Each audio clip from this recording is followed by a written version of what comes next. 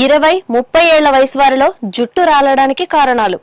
ఒకప్పుడు జుట్టు రాలడం, బట్టతల రావడం అనేది వయసు పైబడిన వారిలోనే ఎక్కువగా చూసేవాళ్ళం. కానీ నేటి ఆధునిక కాలంలో పరిస్థితి పూర్తిగా మారిపోయింది.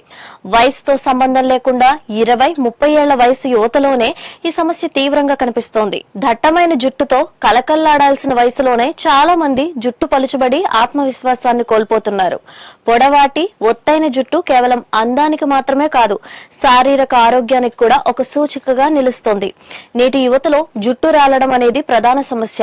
ముఖ్యంగా 20 ఏళ్లు 30 ఏళ్ల మధ్య వయసు ఉన్న యువత జుట్టు రాలడం ఈ మధ్య కాలంలో ఎక్కువగా కనిపిస్తోంది.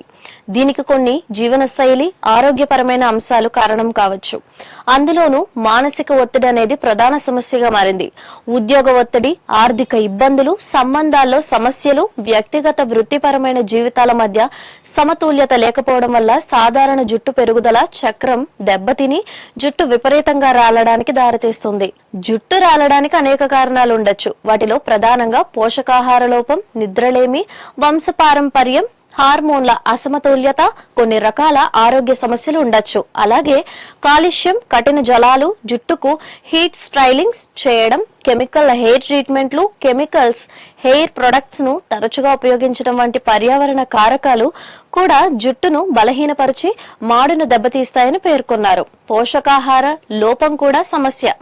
సరైన పోషకాహారం తీసుకోకపోవడం కూడా మరో ప్రధాన కారణం. నేటి యువత చాలా మంది భోజనాన్ని సరిగ్గా తినకపోవడం, కఠినమైన డైట్ నియమాలను పాటించడం, లేదా జుట్టు ఆరోగ్యకరమైన పెరుగుదలకు అవసరమైన protein, iron, zinc, vitamin D ఇతర పోషకాలను అందించని ప్రాసెస్డ్ ఫుడ్ తీసుకోవడం చేస్తున్నారు. వేగంగా బరువు తగ్గడం, క్రాస్ డైటింగ్ చేయడం వల్ల కూడా తాత్కాలికంగా జుట్టు రాలవచ్చు. నిద్రలేమి మరో సమస్య. శరీరానికి తగినంత నిద్రలేమి అనేది కూడా జుట్టు ఆరోగ్యంతో పాటు మొత్తం ఆరోగ్యంపై ప్రతికూల ప్రభావాన్ని చూపుతుంది. శరీరం తన కణజాలాలను పునరుత్పత్తి చేసుకోవడానికి, దెబ్బతిన్న వాటిని పునరుద్ధరించుకోవడానికి నిద్రను ఉపయోగించుకుంటుంది. కాబట్టి నిద్రలేమి సమస్య కూడా జుట్టు రాలడాన్ని పెంచుతోంది. హార్మోన్ల అసమతుల్యత కూడా యువతలో జుట్టు రాలడానికి హార్మోన్ల అసమతుల్యత కూడా మరొక సాధారణ కారణం. ముఖ్యంగా థైరాయిడ్ సమస్యలు, పాలిసిస్టిస్ ఓవరీ సిండ్రోమ్, PCOS, ఇతర హార్మోన్లలో మార్పులు అటు పురుషులలోనూ ఇటు స్త్రీలలోనూ జుట్టు పెరుగుదలను ప్రభావితం చేస్తాయి. అలాగే జుట్టు రాలడానికి జన్యుపరమైన కారణాలు ఇప్పటికీ ప్రధానమైనవిగా ఉన్నాయి.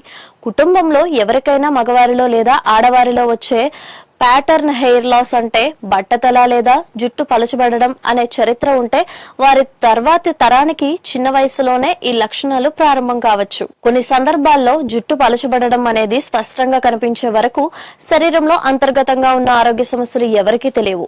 Social media, high resolution photography కారణంగా తమ రూపాన్ని చూసుకునే విషయంలో అవగాహన పెరగడం వల్ల కూడా మునుపటి తరాల కంటే నేటి యువత తమ జుట్టు రాలడాన్ని చాలా త్వరగా గ్రహిస్తున్నారు. ప్రతిరోజు కొంతమేర జుట్టు రాలడం సాధారణమే. అయినప్పటికీ విపరీతంగా లేదా నిరంతరాయంగా జుట్టు రాలడాన్ని మాత్రం అసలు నిర్లక్ష్యం చేయకూడదు. ఇవి కూడా కారణం కావచ్చు.